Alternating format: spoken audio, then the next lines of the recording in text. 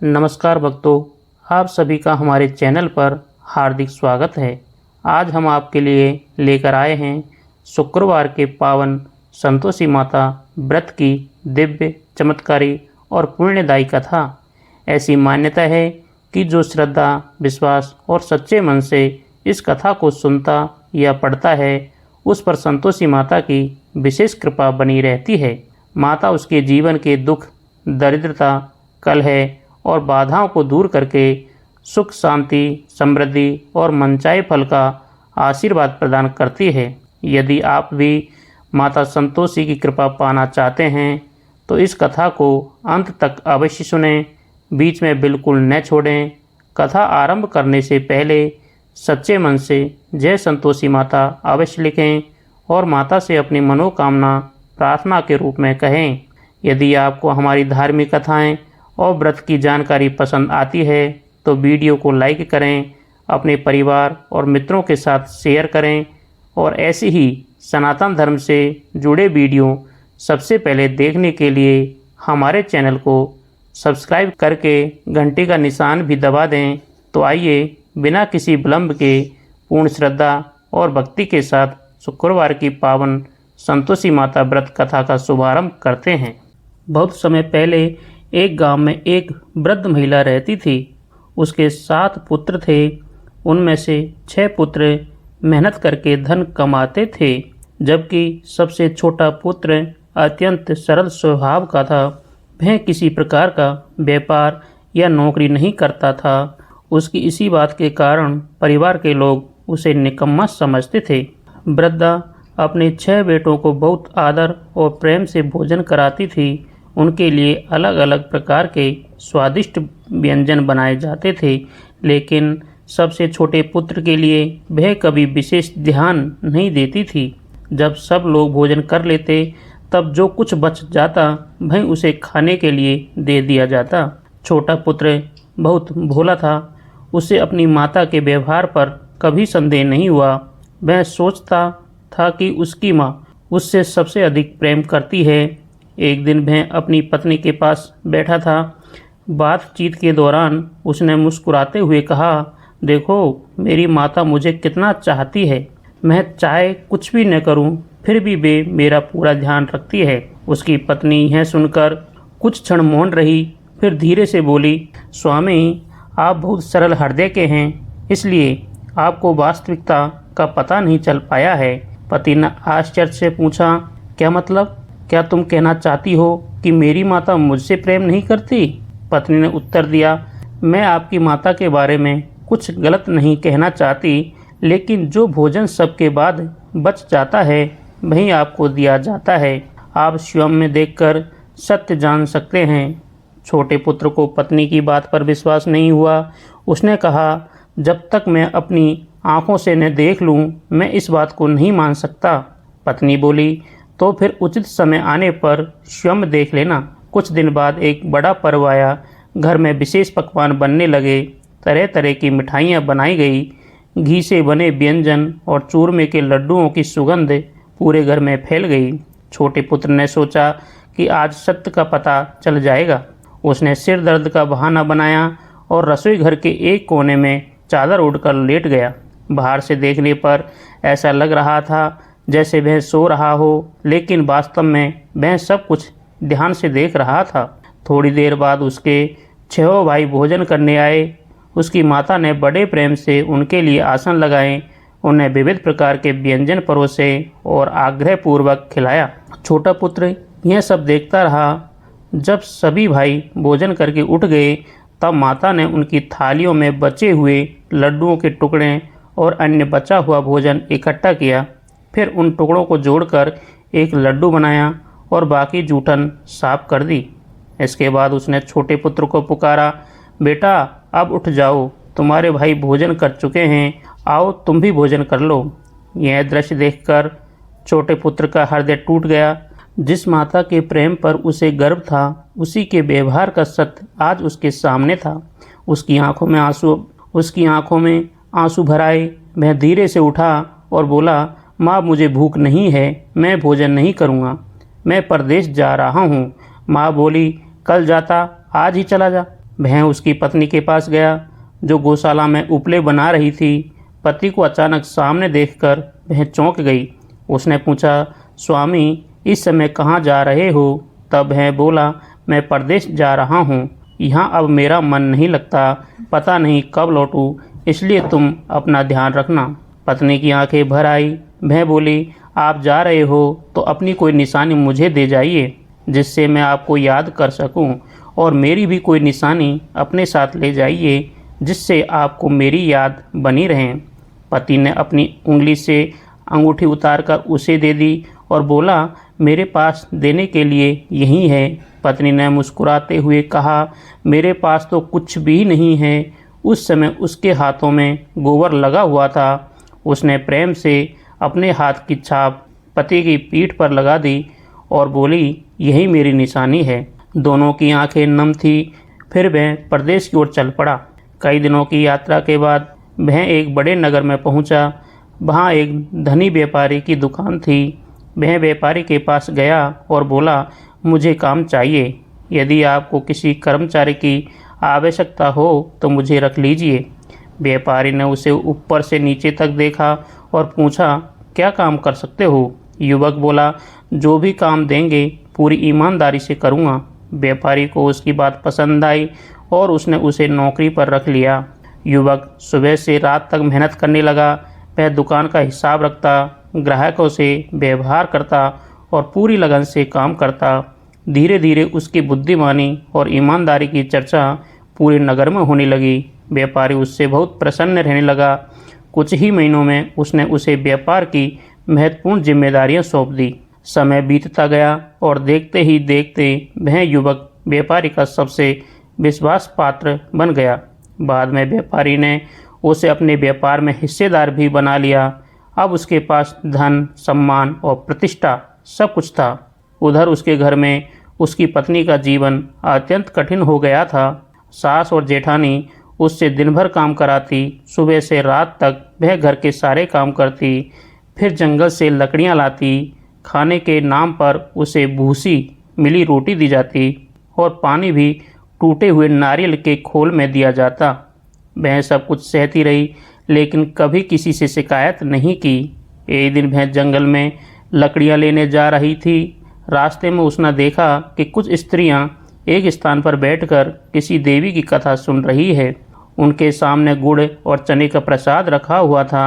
वह उत्सुकता से उनके पास जाकर खड़ी हो गई और बोली, बहनों, आप किस देवी का व्रत कर रही हैं और इस व्रत से क्या फल मिलता है? उनमें से एक वृद्ध महिला बोली, बेटी, यह संतोषी माता का व्रत है। जो श्रद्धा और विश्वास से इस व्रत को करता है उसके जीवन के दुख दूर हो जाते हैं। निर्धन को धन मिलता है, निसंतान को संतान प्राप्त होती है, बिछड़ा हुआ पति वापस घर लौट आता है और घर में सुख शांति का वास होता है। यह सुनकर वह स्त्री भावुक हो गई। उसने पूछा, माता के व्रत की विधि क्या है? तब महिलाओं ने उसे विस्तार से व्रत की पूरी विधि बताई। उन्होंने कहा कि प्रत्येक शुक्रवार को गुड़ और चने का भोग लगाकर माता की कथा सुननी चाहिए। व्रत के दौरान खटाई का सेवन नहीं करना चाहिए और मन में संतोष रखना चाहिए। माता सच्चे भक्त की मनोकामना अवश्य पूर्ण करती है। संतोषी माता के व्रत की महिमा सुनकर उस दुखियारी स्त्री के हृदय में नई आशा का संचार हुआ।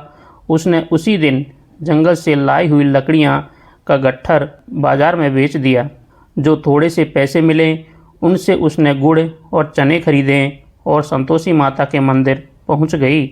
मंदिर में प्रवेश करते ही उसकी आंखों से आंसुओं की धारा बहने लगी। वह माता के चरणों में सिर रखकर बोली, हे जगदम्बा, मैं बहुत दुखी हूँ। मेरे पति परदेश में है, घर में मेरा कोई सहारा नहीं है, मुझे आपके व्रत की पूरी विधि भी नहीं आती, फिर भी मैं आपकी शरण में आई हूँ। कृपा करके मेरे दुखों का अंत कीजिए। माता संतोषी तो अपने भक्त के मन की पुकार सुनने वाली है। उस भोली स्त्री की सच्ची भक्ति देखकर माता का हृदय द्रवित हो उठा। उसने उसी दिन से प्रत्येक शुक्रवार को नियम पूर्वक व्रत करना आरंभ कर दिया। वह गुड़ और चने का भोग लगाती, कथा सुनती और पूरे विश्वास के साथ माता का स्मरण करती। पहला शुक्रवार बीता तो उसे अपने पति का एक पत्र प्राप्त हुआ। इतने वर्षों बाद पति का समाचार पाकर उसका हृदय प्रसन्नता से भर गया। उसने माता को धन्यवाद दिया और अगले शुक्रवार का इंतजार करने लगी। दूसरा शुक्रवार आया। उसने पहले से भी अधिक श्रद्धा के साथ व्रत किया। कुछ दिनों बाद उसके पति द्वारा भेजे गए रुपये भी घर पहुंच गए। यह देखकर घर के लोग आश्चर्य करने लगे। जेठानी मन ही मन जलने लगी। वह सोचने लगी कि इतने वर्षों तक तो इसका कोई समाचार नहीं आया और अब अचानक पत्र और धन दोनों आने लगे। बच्चे भी ताना मारने लगे। अब तो काकी के बड़े ठाठ हो गए हैं, अब इनके पास पैसे भी आ गए हैं। लेकिन वह सरल हृदय स्त्री किसी से कुछ नहीं कहती। वह केवल माता संतोषी का धन्यवाद करती रहती। तीसरे शुक्रवार को उसने फिर श्रद्धापूर्वक व्रत किया। व्रत पूरा करके वह माता के मंदिर पहुंची और रोते हुए बोली, हे माता, मैंने आपसे धन नहीं मांगा था, मुझे तो केवल अपने पति के दर्शन चाहिए। धन दौलत से मुझे कोई सुख नहीं मिलेगा। मेरे स्वामी वापस आ जाएं, बस यही मेरी सबसे बड़ी इच्छा है। उसकी प्रार्थना सुनकर संतोषी माता प्रकट हुई और मधुर स्वर में बोली, पुत्री, चिंता मत कर, बहुत जल्द तेरे पति घर लौट आएंगे। माता के वचन सुनकर वह आनंद से भर उठी। उसे विश्वास हो गया कि अब उसके जीवन के दुख समाप्त होने वाले हैं। उधर प्रदेश में उसका पति अपने व्यापार में इतना व्यस्त था कि उसे घर की कोई सुध नहीं रहती थी। वह दिन रात धन कमाने में लगा रहता था। एक रात जब वह गहरी नींद में सोया हुआ था, तब संतोषी माता उसके स्वप्न में प्रकट हुई। माता ने कहा, हे पुत्र, क्या तू अपने घर और परिवार को भूल गया है? वह चौंक कर बोला, माता, मैं उन्हें कैसे भूल सकता हूँ, परंतु व्यापार के कारण यहाँ बंधा हुआ हूँ। माता बोली, तुझे यह भी पता है कि तेरी पत्नी कितने कष्ट झेल रही है। वह तेरी प्रतीक्षा में दिन रात आंसू बहाती है। तेरी माता और परिवार वाले उसे दुख देते हैं, फिर भी वह मेरा व्रत करके तेरे घर लौटने की प्रार्थना कर रही है। यह सुनकर उसका हृदय द्रवित हो गया। उसने हाथ जोड़कर कहा, माता, मैं तुरंत घर जाना चाहता हूँ, लेकिन व्यापार का हिसाब किताब बहुत बाकी है। मैं सब कुछ छोड़कर कैसे जा सकता हूँ? तब संतोषी माता मुस्कुराई और बोली, कल प्रातः स्नान करके मेरा स्मरण करना, घी का दीपक जलाना और दुकान पर बैठ जाना। मेरी कृपा से तेरे सभी कार्य स्वयं पूरे हो जाएंगे। इतना कहकर माता अंतर्ध्यान हो गई। सुबह उठते ही उसने अपना स्वप्न सबको बताया। कई लोगों ने उसका मजाक उड़ाया, लेकिन उसके मन में माता के प्रति अटूट विश्वास था। उसने स्नान किया, माता का नाम लेकर दीपक जलाया और दुकान पर जाकर बैठ गया। कुछ ही समय में एक अद्भुत चमत्कार हुआ। जो लोग वर्षों से उधार नहीं चुका रहे थे, वे स्वयं आकर धन लौटाने लगे। ग्राहकों की भीड़ लग गई। गोदाम का सारा माल अच्छे दामों में बिक गया। शाम होते होते उसके सामने धन का बड़ा ढेर लग गया। यह देखकर वह समझ गया कि यह सब संतोषी माता की कृपा है। उसने तुरंत घर लौटने की तैयारी शुरू कर दी।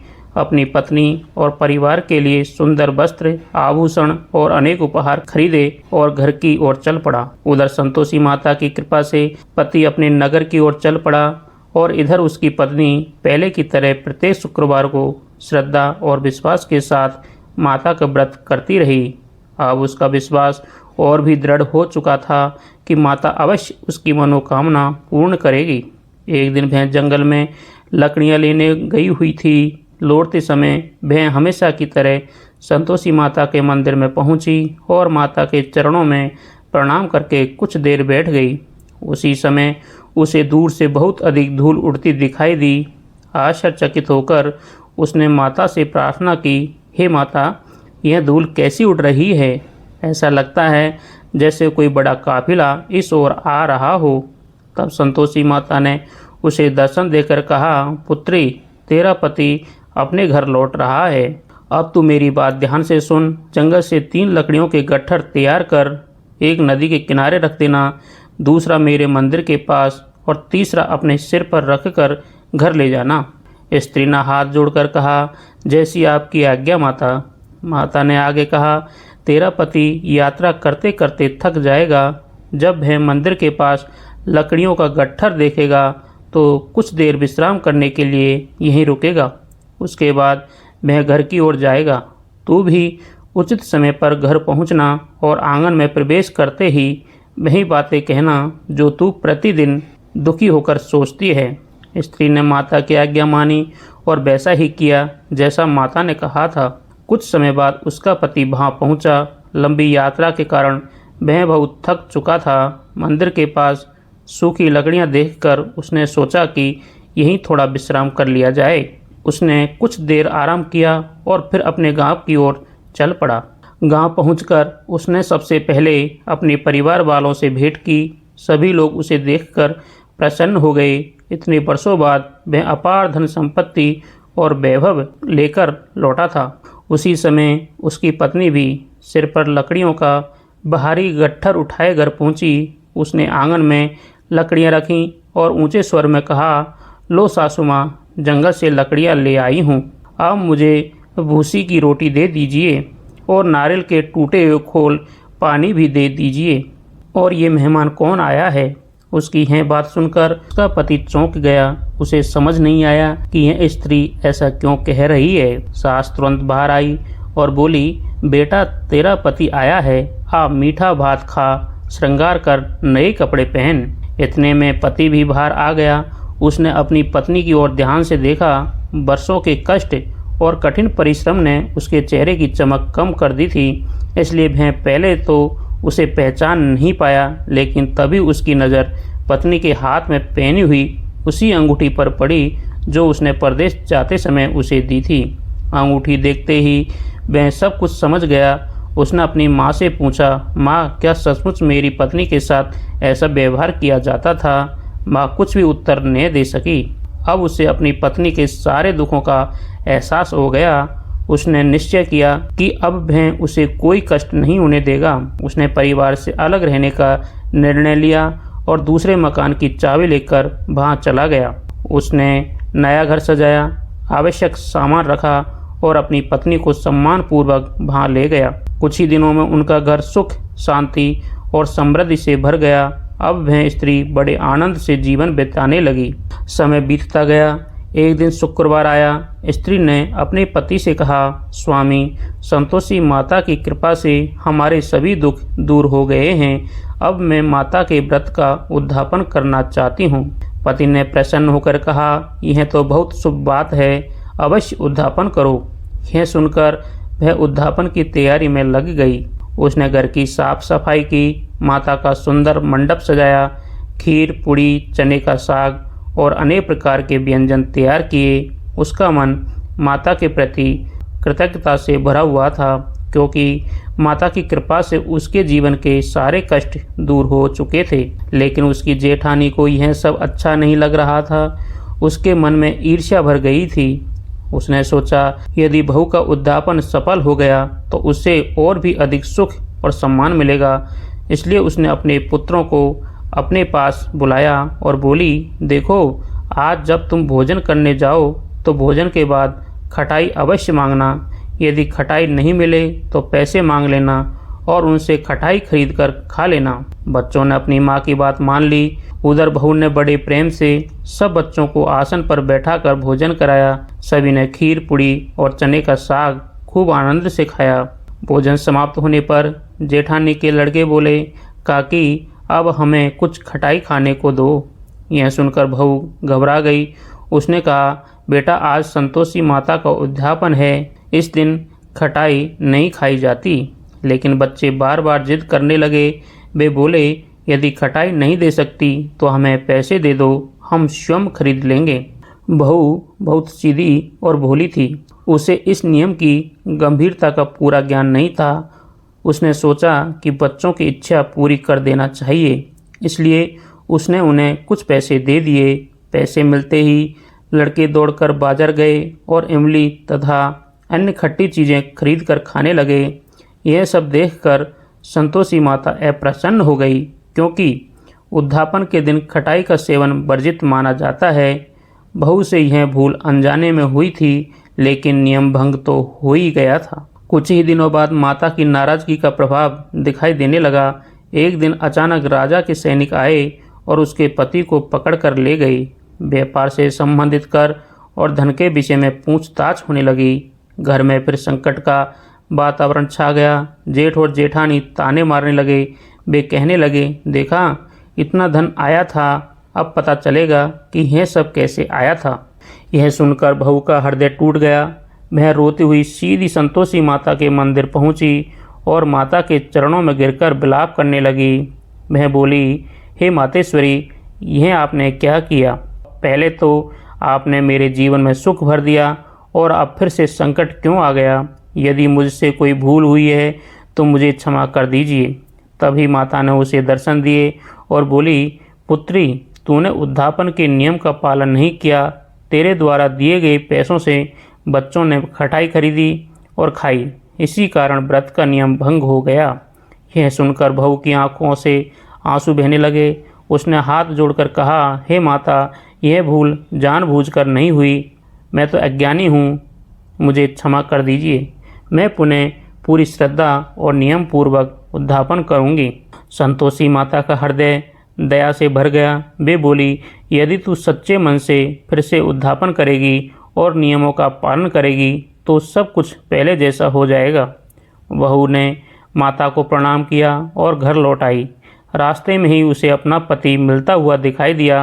वह आश्चर्य से बोली, स्वामी, आप वापस कैसे आ गए? पति मुस्कुराकर बोला, राजा ने केवल कुछ व्यापारिक हिसाब पूछे थे, सब स्पष्ट हो गया और मुझे सम्मान के साथ वापस भेज दिया गया। यह सुनकर बहू का मन प्रसन्नता से भर गया। वह समझ गई कि यह सब संतोषी माता की कृपा है। कुछ समय बाद फिर से शुक्रवार का पावन दिन आया। बहू प्रातःकाल जल्दी उठी, स्नान करके स्वच्छ वस्त्र धारण किए और पूरे विधि विधान से संतोषी माता का व्रत किया। इस बार वह बहुत सावधान थी।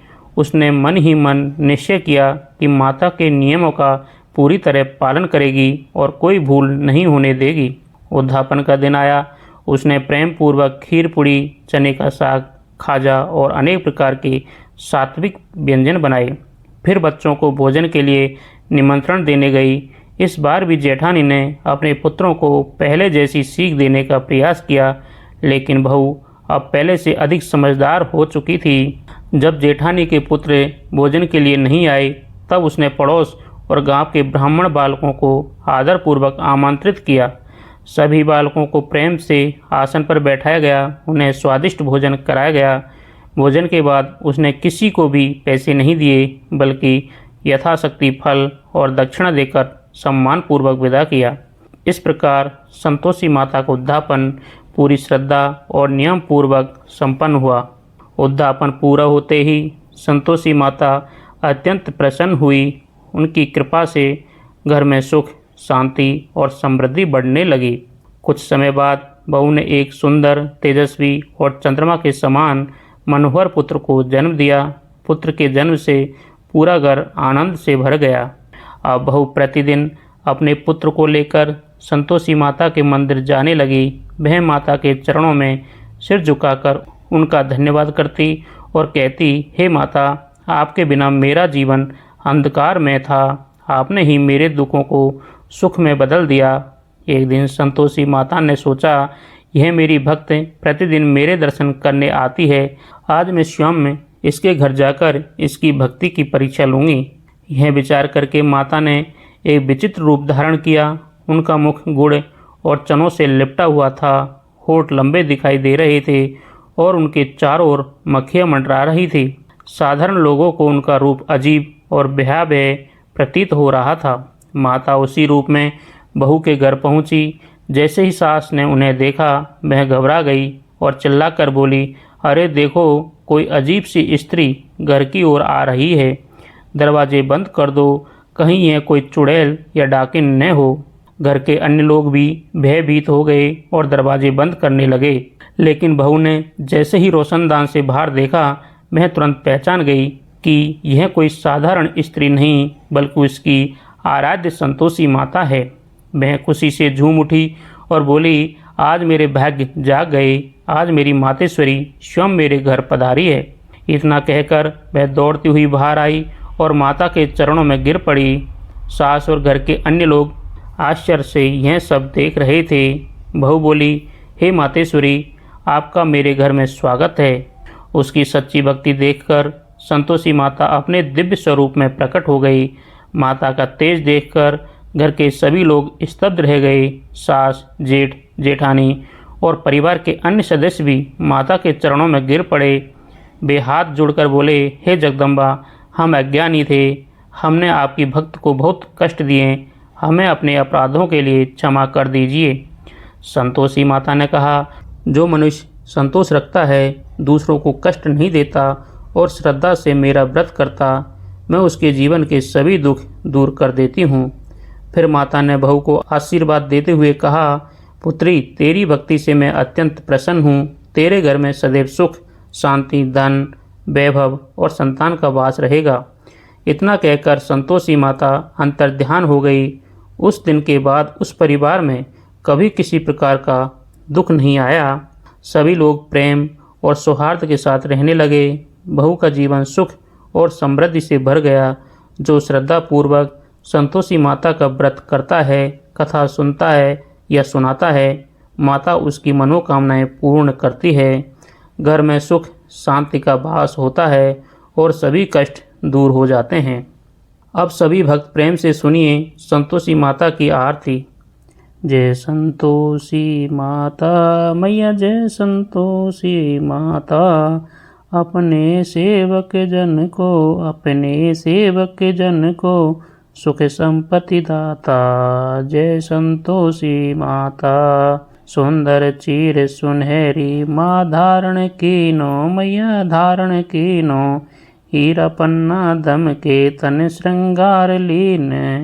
जय संतोषी माता, लाल छटा कवि बदन कमल सोहे, मैया बदन कमल सोहे, मंद हंसत करुणामयी, मंद हंसत करुणामयी, त्रिभुवन जन मोहे। जय संतोषी माता, स्वर्ण सिंहासन बैठी चवर डुरे प्यारे, मैया चवर डुरे प्यारे, धूप दीप मधुमेवा, धूप दीप मधुमेवा, भोग धरे न्यारे। जय संतोषी माता, गुण अरुचना परम प्रियता, मैं संतोष कियो मैया, ता मैं संतोष कियो। संतोष कहलाई, संतोषी कहलाई, भक्तन बेव विधियो। जय संतोषी माता, जय शुक्रवार प्रिय मानत, आज दिवस सोही मैया, आज दिवस सोही, भक्त मंडली छाई, कथा सुनते मोए। जय संतोषी माता, मंदिर जगमग ज्योति, मंगल ध्वनि छाई मैया, मंगल ध्वनि छाई, बिने करे हम बालक, बिने करे हम भक्त जन, चरणन सिर नाई। जय संतोषी माता, भक्ति भाव में पूजा अंगीकृत कीजिए मैया, अंगीकृत कीजिए, जो मन बसे हमारे इच्छित फल दीजिए।